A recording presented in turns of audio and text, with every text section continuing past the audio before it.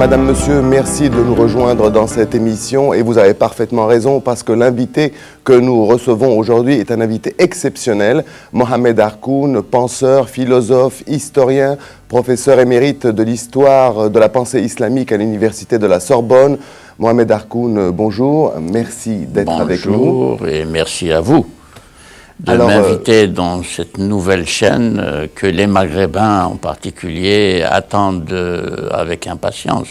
J'espère que vous allez combler enfin un trou énorme ou des trous considérables, aussi bien du côté du nord de la Méditerranée que du côté du sud de la Méditerranée. Alors enfin, nous allons, j'espère, pouvoir traiter de problèmes que tout le monde attend. Merci beaucoup. Problèmes de culture, problèmes d'information, problèmes éducatifs, surtout au sens des connaissances que les sciences sociales mettent à notre disposition et qui ne sont pas diffusées, même pas en Europe. Que dire du Maghreb? Merci beaucoup. En tout cas, ça va être notre ambition. Alors, Mohamed Harkoun, vous êtes né en 1928 en Kabylie, en Algérie. Alors, comment vous êtes arrivé en France?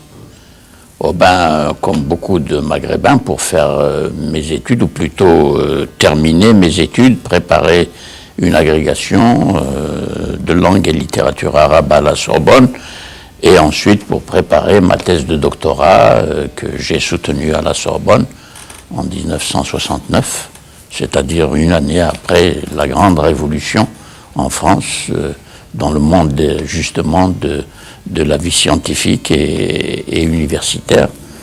Et donc, j'ai passé toute ma carrière à la Sorbonne, et en particulier les années 60, 70, 80, où la France était le pays où les débats scientifiques sur les sciences sociales, comme la linguistique, l'anthropologie culturelle, la sociologie, l'ethnologie, la psychanalyse avec Lacan, la critique littéraire, toutes ces disciplines bouillonnaient de toutes parts avec de grands maîtres qui sont apparus, de très grands noms.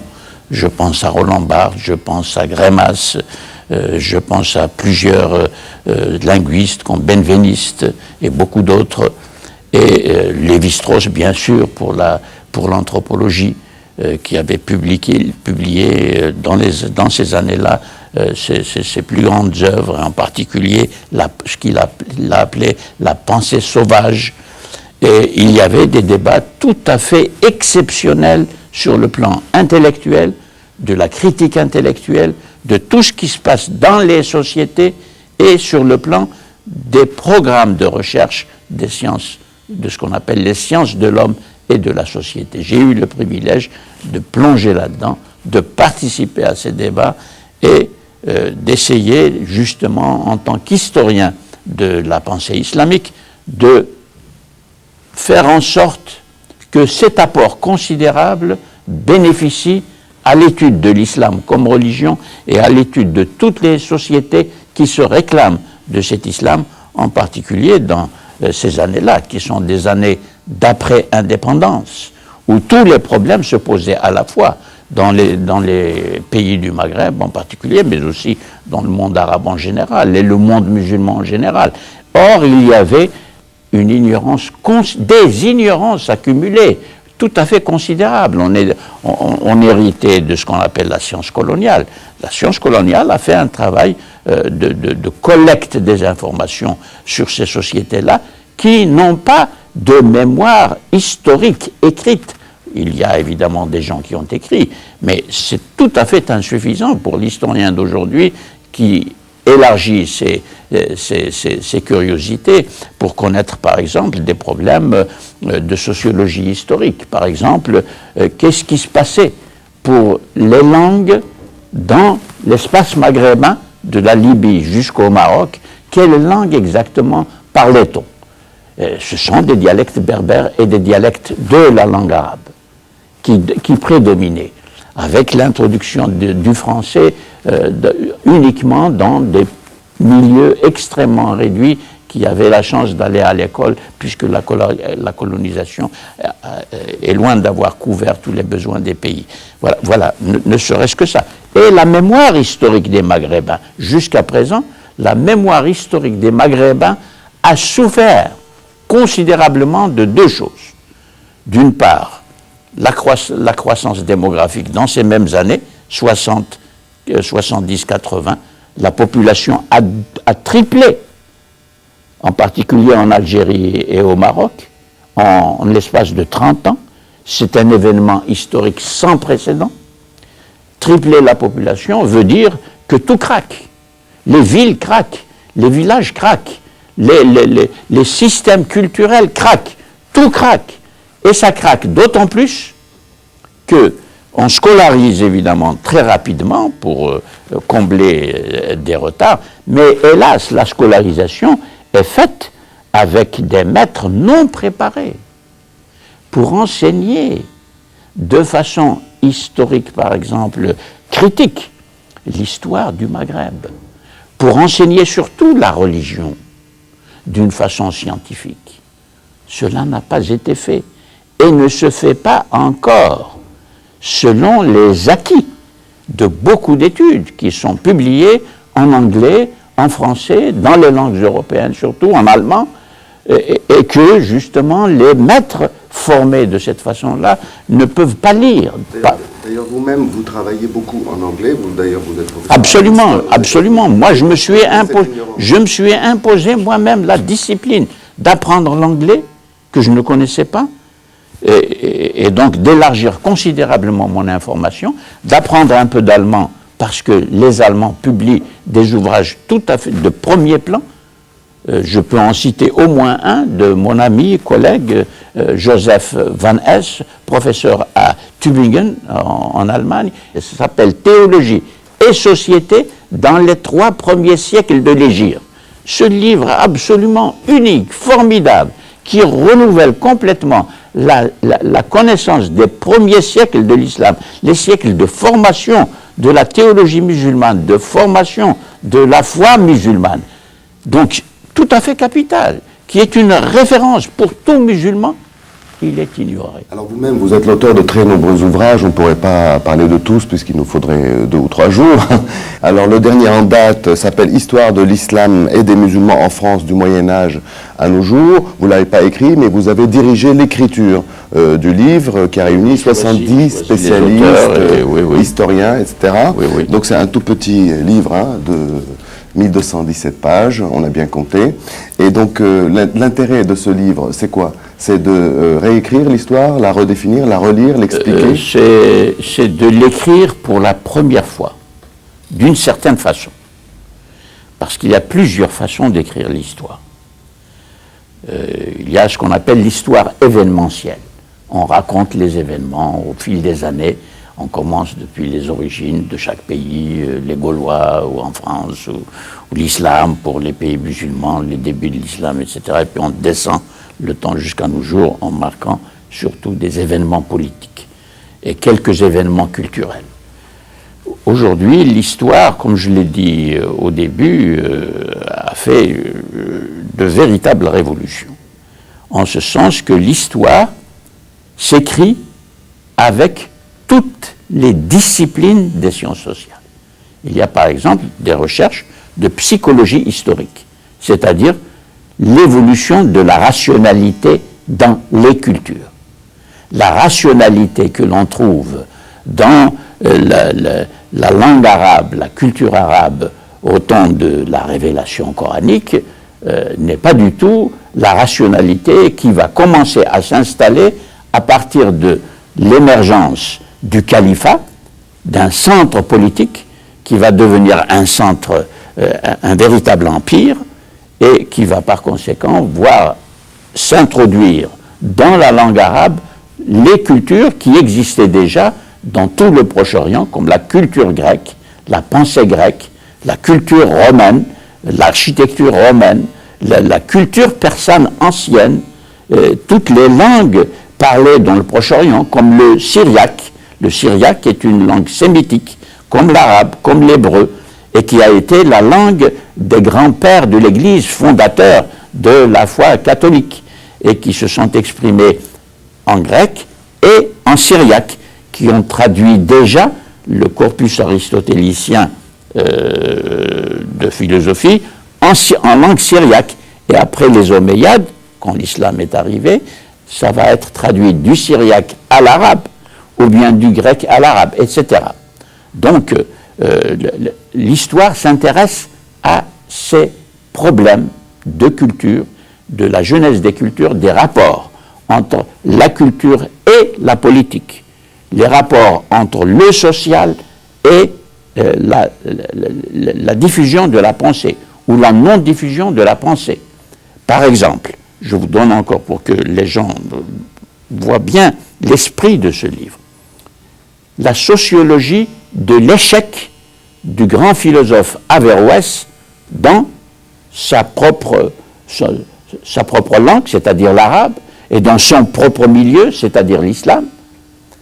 C'est un grand cadi, le grand cadi de Cordoue, qui est en même temps un très grand philosophe, un médecin. Mais après sa mort, 1198, plus personne ne parle de lui. Plus personne n'étudie des ouvrages magnifiques. Aussi bien pour la pensée théologique musulmane que pour la pensée philosophique. Il liait les deux. Formidable. Formidable pour la langue arabe, formidable pour la pensée religieuse musulmane. Eh bien, on n'en parle plus. On l'oublie. C'est terminé.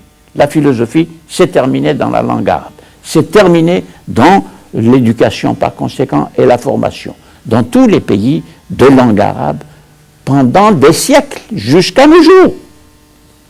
Inversement, sociologie de la réussite de ce même Averroès dans l'Europe chrétienne et latine.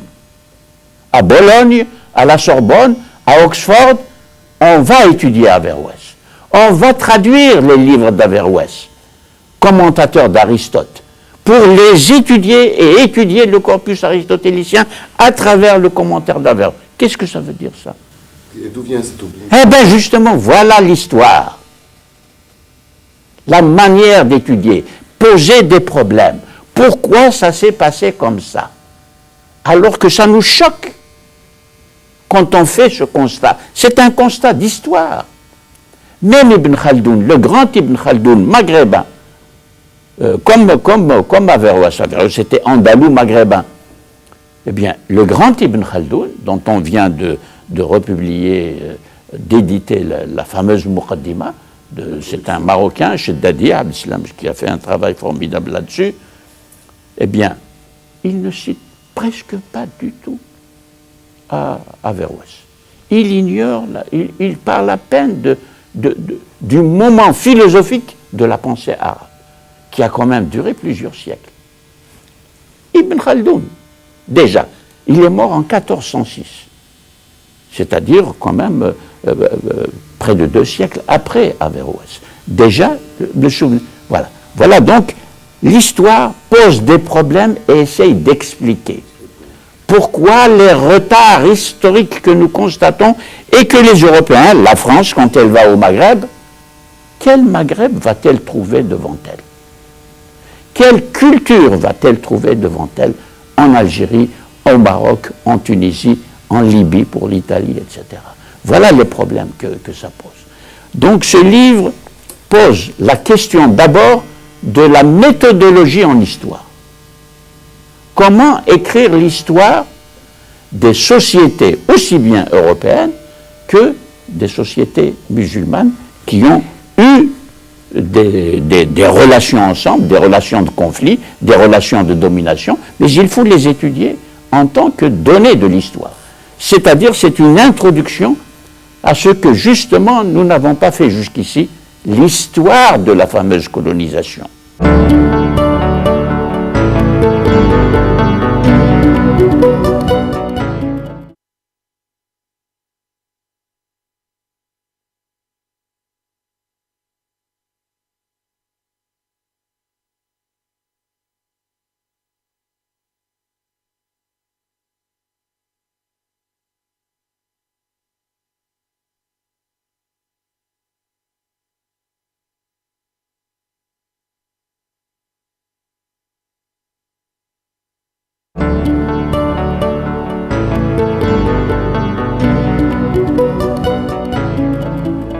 l'histoire pose des problèmes et essaye d'expliquer pourquoi les retards historiques que nous constatons et que les Européens, la France, quand elle va au Maghreb, quel Maghreb va-t-elle trouver devant elle?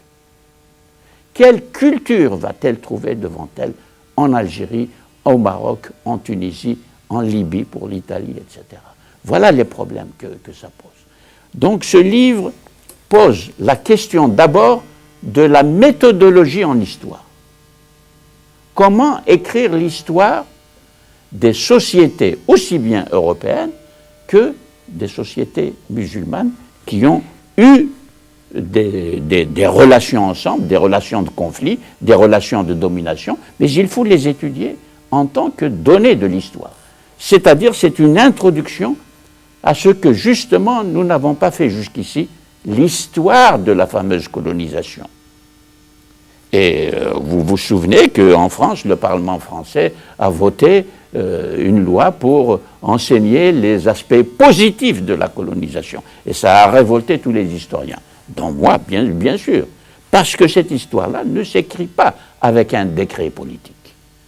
Les historiens sont des chercheurs libres, qui apprennent les méthodes de l'histoire, qui apprennent la manière d'écrire l'histoire. Et ça, ce livre-là, est une introduction justement à cette tâche formidable que les Maghrébins doivent absolument faire en relation, en collaboration avec les Français. Parce que ça doit s'écrire à deux. Ça ne doit pas s'écrire séparément, chacun interprétant les choses à partir du cadre national, car le cadre national fausse la vision de l'histoire. Vous voyez donc, ce livre est extrêmement important et en tant que coordinateur de ce livre, j'ai choisi les historiens qui sont déjà installés dans cette manière d'écrire l'histoire. Tous sont formidables et ont apporté des éclairages inédits sur des problèmes extrêmement importants et centraux dans l'histoire des relations entre la France et l'islam comme religion, l'islam comme culture, et les pays musulmans qui ont vécu de cette culture. Alors ça éclaire à la fois ce qui se passe du côté maghrébin et ce qui se passe du côté français. C'est une première, je peux le dire, surtout de cette importance, c'est une première, et chaque chapitre constitue justement un champ de recherche qui est ouvert. Et vous pensez qu'il faut l'introduire dans les écoles, par exemple? Absolument. Il faut que ce livre soit étudié par tous les professeurs d'histoire en France et au Maghreb, d'histoire au lycée, l'enseignement de l'histoire au lycée, parce que c'est très mal enseigné. L'idéologie prédomine dans l'enseignement de l'histoire des deux côtés, moins du côté français, parce que quand même, il y a beaucoup d'historiens en France. La preuve, ce sont surtout des non-français, il y a quelques maghrébins dedans, mais je n'en ai pas trouvé suffisamment pour... Et puis, il est assez gros comme ça. Oui, alors donc je rappelle le titre, Histoire de l'islam et des musulmans en France, du Moyen-Âge à nos jours. Alors, un autre livre, votre dernier livre que vous avez écrit vous-même, c'est Humanisme et Islam. Et là, l'ordre des mots est très important, puisque vous placez l'humanisme, l'homme, avant le musulman. Voilà, merci de le souligner, parce qu'un titre, il est toujours réfléchi. On ne met pas n'importe quel titre sur le livre. Alors, ça aussi, c'est une grande histoire. Parce que j'ai consacré ma thèse de doctorat en 1969, comme je vous l'ai dit, je l'ai consacrée au sujet suivant. L'humanisme arabe au Xe siècle. Xe siècle. Il y a 10 siècles, par conséquent. Et il s'est passé quelque chose à Bagdad, à Shiraz, à Ispahan, au Caire, à Damas, à Cordoue, c'est-à-dire dans l'ensemble méditerranéen où l'islam était présent et était hégémonique en ce temps-là.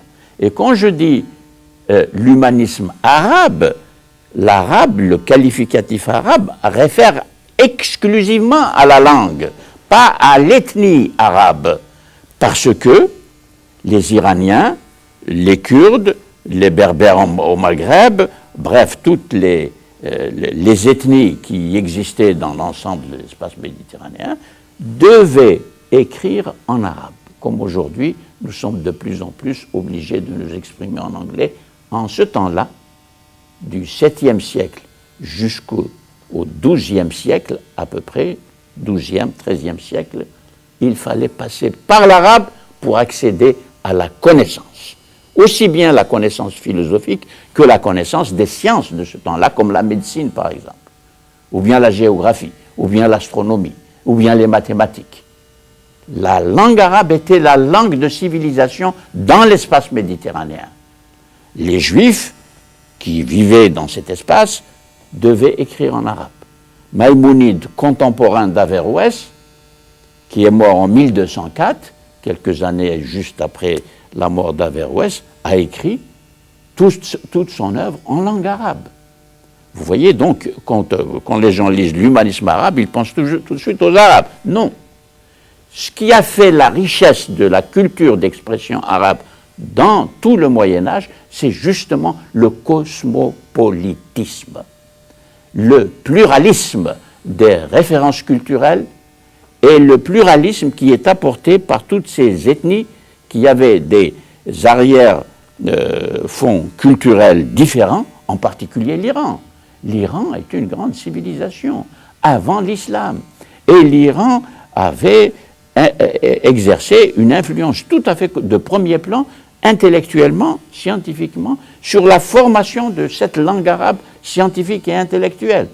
Et les humanistes que j'ai présentés dans ma thèse, ce sont pour la plupart des gens, des intellectuels d'origine iranienne, qui ont étudié la philosophie grecque, mais qui ont aussi étudié leur propre littérature et leur propre passé. Donc c'est une richesse qui nous donne une leçon aujourd'hui, parce que c'était pluriel.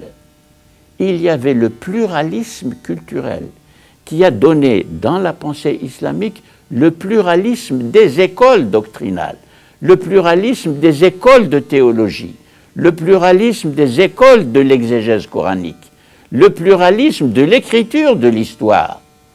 Et le pluralisme, c'est une richesse qui contraste avec le monolithisme d'aujourd'hui, qui s'est créé, paradoxalement, après les indépendances dans la deuxième moitié du XXe siècle, puisque nous avons perdu, dans le Proche-Orient aussi, Alexandrie, avant 1950, était une ville cosmopolite, méditerranéenne, formidable, où se côtoyaient des Grecs, des Maltais, des Maghrébins, venus de toutes parts.